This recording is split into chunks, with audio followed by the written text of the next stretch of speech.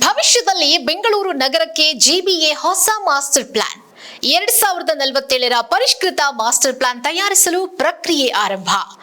686.82 ಚದರ ಕಿಲೋಮೀಟರ್ಗಳಿಗೆ ಸಿಡಿಪಿ ತಯಾರಿಕೆ.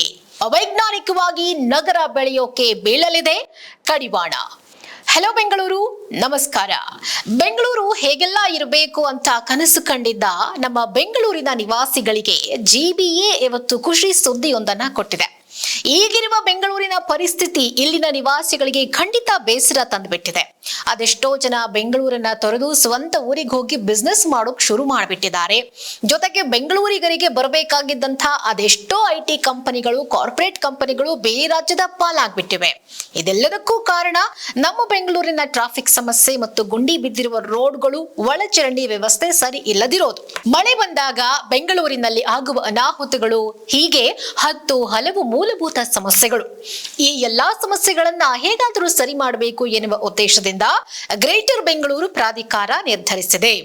ಭವಿಷ್ಯದಲ್ಲಿ ಬೆಂಗಳೂರು ನಗರ ಯಾವ ರೀತಿ ಇರಬೇಕು ಅಂತ 2015ರ ಪರಿಷ್ಕೃತ ಮಾಸ್ಟರ್ ಪ್ಲಾನ್ 2005ರಲ್ಲೇ ಸಿದ್ಧಪಡಿಸಲಾಗಿತ್ತು. ಆದ್ರೆ 2015ರ ಸಿಡಿಪಿ ಅವಧಿ ಈಗಾಗಲೇ ಮುಗಿದು ಹೋಗಿದೆ.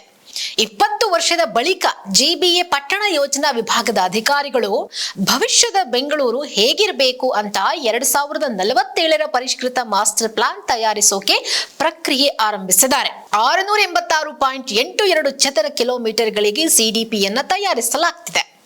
2027ರ ನವೆಂಬರ್ ಅಥವಾ ಡಿಸೆಂಬರ್ನಲ್ಲಿ ಹೊಸ ಸಿಡಿಪಿ ಅನುಷ್ಠಾನಕ್ಕೆ ಬರುವಂತಹ ಸಾಧ್ಯತೆ ಇದೆ. ಇನ್ನು ಬೆಂಗಳೂರಿನ ಭೌಗೋಳಿಕ ಮಾಹಿತಿ ವ್ಯವಸ್ಥೆ ಅಂದ್ರೆ ಜಿಐಎಸ್ ಆಧಾರದಲ್ಲಿ ಪರಿಷ್ಕೃತ ಮಾಸ್ಟರ್ ಪ್ಲಾನ್ ಕರಡು ರಚನೆಗೆ ಜಿಬಿಎ ಅಧಿಕಾರಿಗಳು ಈಗಾಗಲೇ ಟೆಂಡರ್ ಪ್ರಕ್ರಿಯೆ ಕೂಡ ನಡೆಸುತ್ತಿದ್ದಾರೆ. ಟೆಂಡರ್ ನಲ್ಲಿ 3 ಕಂಪನಿಗಳು ಬಿಡ್ ಅನ್ನ ಸಲ್ಲಿಸಿದ್ವು. ಫೈನಾನ್ಷಿಯಲ್ ಬಿಡ್ಗೆ 2 ಕಂಪನಿಗಳು ಅರ್ಹತೆಯನ್ನ ಪಡ್ಕೊಂಡಿವೆ. ಈಗಾಗಲೇ L1 ಪಡೆದ ಕಂಪನಿಯನ್ನ ಆಯ್ಕೆ ಮಾಡಿ ಸರ್ಕಾರದ ಅನುಮೋದನೆಯನ್ನ ಕಳುಹಿಸಲಾಗುತ್ತೆ. ಬಿಡ್ ನಲ್ಲಿ L1 ಪಡೆದ ಏಜೆನ್ಸಿಗೆ ಕರಡು ರಚಿಸೋದಕ್ಕೆ 11 ತಿಂಗಳು ಕಾಲಾವಕಾಶವನ್ನ ನೀಡಲಾಗುತ್ತೆ. ನಂತರ 60 ದಿನಗಳ ಕಾಲ ಸಾರ್ವಜನಿಕರ ಮುಂದೆ ಇಡಲಾಗುತ್ತೆ. ಮುಂದಿನ ವರ್ಷದ ಅಂತ್ಯದ ವೇಳೆಗೆ ಆಕ್ಷೇಪಣೆ ಮತ್ತು ಸಲಹೆಗಳನ್ನ ಕ್ರೋಢೀಕರಿಸಿ ಬೆಂಗಳೂರಿಗರಿಗೆ ಮಾಸ್ಟರ್ ಪ್ಲಾನ್ ಜಾರಿಗೆ ತರಲಾಗುತ್ತೆ. ಸಿಡಿಪಿ ತಯಾರಿಕೆಗಾಗಿ ಬಜೆಟ್ ನಲ್ಲಿ ಈಗ ಆಲ್ರೆಡಿ 20 ಕೋಟಿ ರೂಪಾಯಿಗಳನ್ನ ಮೀಸಲಿಡಲಾಗಿದೆ. ಸೊ ಈ ಒಂದು ಪ್ಲಾನ್ ಬಗ್ಗೆ ಬೆಂಗಳೂರಿನ ನಾಗರಿಕರಿಗೆ, ನಿವಾಸಿಗಳಿಗೆ ಏನೇನೆಲ್ಲ ಪ್ಲಾನ್ಸ್ ಇದೆ, ಯಾವೆಲ್ಲ ರೀತಿ ಅವರು ಸಜೆಷನ್ಸ್ ಕೊಡಬಹುದು, ಯಾವುದನ್ನ ಅವರು ರಿಜೆಕ್ಟ್ ಮಾಡಬಹುದು, ಅದಕ್ಕಾಗಿ ಸಾರ್ವಜನಿಕರ ಮುಂದೆ ಬಂದಾಗ ಅವರ ಅಭಿಪ್ರಾಯಗಳನ್ನ ಕಲೆಕ್ಟ್ ಮಾಡಿ ಅದರ ಪ್ರಕಾರ ಕರೆಕ್ಷನ್ ಮಾಡಿಕೊಂಡು ಪ್ಲಾನ್ ಅನ್ನ ಸಿದ್ಧಪಡಿಸ್ತಾರೆ. ಮುಂದಿನ 20 ವರ್ಷ ನಗರದ ಯಾವ ಭಾಗದಲ್ಲಿ ಜನಸಂಖ್ಯೆ ಜಾಸ್ತಿ ಆಗಲಿದೆ, ಒಳಚರಂಡಿ, ಕುಡಿಯುವ ನೀರು, ವಿದ್ಯುತ್, ರಸ್ತೆ ಅಗಲೀಕರಣ, ಭೂ ಬಳಕೆ, ವಸತಿ, ವಾಣಿಜ್ಯ, ಸಾರಿಗೆ, ನೀರು, ಘನತ್ಯಾಜ್ಯ ನಿರ್ವಹಣೆ ಮತ್ತು ಹಸಿರು ವಲಯ ಸೇರಿ ಇತ್ಯಾದಿ ಅಂಶಗಳ ಆಧಾರದಲ್ಲಿ ಸಿಡಿಪಿಯನ್ನ ತಯಾರಿಸಲಾಗುತ್ತೆ. ನಗರದ ಭವಿಷ್ಯದ ಬೆಳವಣಿಗೆಯನ್ನ ನಕ್ಷೆ ಮಾಡುವ ಶಾಸನಬದ್ಧ ದಾಖಲೆ ಸಿಡಿಪಿ ಆಗಿದೆ. ಹಸಿರು ವಲಯಗಳಿಗೆ ಸಂಬಂಧಪಟ್ಟಂತೆ ಕಾನೂನು ಕಾರ್ಯತಂತ್ರದ ನೀಲಿ ನಕ್ಷೆ ಕಾರ್ಯನಿರ್ವಹಿಸಲಿದೆ. ಕಾನೂನು ಯೋಜಿತ ಅನುಮೋದಿತ ಭೂ ಬಳಕೆಯನ್ನ ನಿರ್ಧರಿಸಲಾಗುತ್ತೆ. ಆರ್ಎಂಪಿ ಸಿದ್ಧವಾದ ಬಳಿಕ ವಲಯ ವಿಂಗಡಣೆ, ರಸ್ತೆ ವಿಸ್ತರಣೆ, ಭೂ ಬಳಕೆ, ವಾಣಿಜ್ಯ, ವಸತಿ ಮತ್ತು ಕೈಗಾರಿಕಾ ಪ್ರದೇಶದ ವಿಸ್ತರಣೆ, ರಸ್ತೆಗಳ ವಿಸ್ತೀರ್ಣ, ಉದ್ಯಾನ, ಸಾರ್ವಜನಿಕ ಮೂಲಸೌಕರ್ಯಕ್ಕೆ ಅಗತ್ಯವಿರುವ ಜಮೀನನ್ನ ಕಾಯ್ದಿರಿಸಲಾಗುತ್ತೆ. ಸಂಚಾರ ಸಿಕ್ಕು ಅಂದ್ರೆ ಟ್ರಾಫಿಕ್ ಜಾಮ್, ಪ್ರವಾಹದ ಪರಿಸ್ಥಿತಿ, ನೀರಿನ ಅಭಾವ ಮತ್ತೆ ಅನಿಯಂತ್ರಿತ ನಗರೀಕರಣವನ್ನ ತಡೆಗಟ್ಟೋದಕ್ಕೆ ಈ ಯೋಜನೆ ಒತ್ತು ನೀಡ್ತಾ ಇದೆ. ಬೆಂಗಳೂರು ಅಭಿವೃದ್ಧಿ ಪ್ರಾಧಿಕಾರವು ಹಿಂದಿನ ಎಲ್ಲಾ ಮಾಸ್ಟರ್ ಪ್ಲಾನ್ ಗಳನ್ನ ಸಿದ್ಧಪಡಿಸಿದ್ರು ಇದೇ ಮೊದಲ ಬಾರಿಗೆ ಯೋಜನೆ ರೂಪಿಸುವ ಕೆಲಸವನ್ನ ಜಿಬಿಎ ಮಾಡ್ತಾ ಇದೆ. ಬಿಡಿಎ ಮತ್ತು ಜಿಬಿಎ ವ್ಯಾಪ್ತಿಯ ಪ್ರದೇಶಗಳು ಸೇರಿ ಬೆಂಗಳೂರಿನ ಒಟ್ಟು ವಿಸ್ತೀರ್ಣ 1207 ಚದರ ಕಿಲೋಮೀಟರ್ಗಳಷ್ಟಿದೆ. ಜಿಬಿಎನ ಮಾಸ್ಟರ್ ಪ್ಲಾನ್ 686.28 ಚದರ ಕಿಲೋಮೀಟರ್ಗೆ ಇರಲಿದೆ. ಸಾಮಾನ್ಯವಾಗಿ ಮಾಸ್ಟರ್ ಪ್ಲಾನ್ಗಳನ್ನ 20 ವರ್ಷದವರೆಗೆ ಸಿದ್ಧಪಡಿಸಲಾಗುತ್ತೆ. ಹೊಸ ಸಿಡಿಪಿಯು 2047ರ ಮಾಸ್ಟರ್ ಪ್ಲಾನ್ ಅನ್ನ ಹೊಂದಿರುತ್ತೆ. ಆದ್ರೆ ಅಂತಿಮವಾಗಿ ಯಾವ ವರ್ಷದ ಮಾಸ್ಟರ್ ಪ್ಲಾನ್ ಅನ್ನೋದರ ಕುರಿತು ಅಂತಿಮ ತೀರ್ಮಾನವನ್ನ ತೆಗೆದುಕೊಳ್ಳಲಾಗುತ್ತೆ.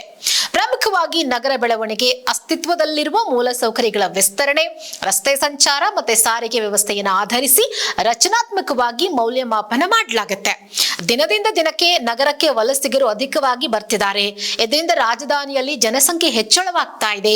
ಯೋಜನಾ ಅನುಷ್ಠಾನದಲ್ಲಿ ಜನಸಂಖ್ಯೆಯನ್ನ ಪರಿಗಣಿಸಲಾಗ್ತದೆ ಅಂತ ಅಧಿಕಾರಿಗಳು ಹೇಳ್ತಿದ್ದಾರೆ. ಹಾಗಾಗಿ ರಾಜಧಾನಿಯ ಒಳಗೆ ಯೋಜನಾಬದ್ಧವಾದ ಮೂಲಸೌಕರ್ಯವನ್ನ ಕಲ್ಪಿಸುವುದಕ್ಕೆ ಜಿಬಿಎ 686.82 ಚದರ ಕಿಲೋಮೀಟರ್ಗಳಿಗೆ 2047 ಮಾಸ್ಟರ್ ಪ್ಲಾನ್ ಅನ್ನು ತಯಾರಿಸಿದ್ರೆ, ಬಿಡಿಎ ನಗರದ ಸುತ್ತಮುತ್ತ ಇರುವ 450 ಚದರ ಕಿಲೋಮೀಟರ್ಗಳಿಗೆ 2041 ನೀಲಿ ನಕ್ಷೆ ಸಿದ್ಧಪಡಿಸ್ತಾ ಇದೆ.